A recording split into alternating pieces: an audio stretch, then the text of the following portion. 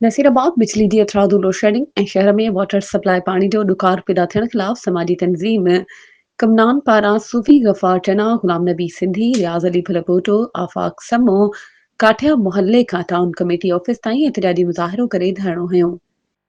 मुज़ाहिरीन पारां बिजली जी अथरादू load shedding ऐं शहर में पाणीअ जी खोट ख़िलाफ़ एहतिजाजी मुज़ाहिरो कयो वियो।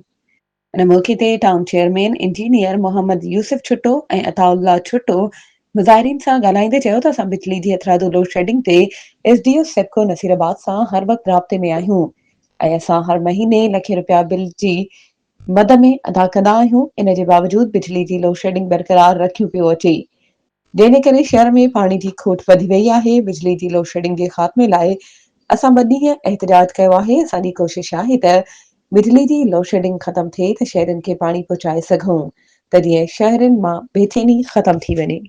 वधीक ख़बरुनि ऐं अपडेट्स जे लाइ असांजे चैनल खे सब्सक्राइब कयो ऐं हा, बेल आइकन खे प्रेस करणु न विसारिजो त जीअं असांजी हर नई अचण वारी वीडियो तव्हां ताईं पहुचे।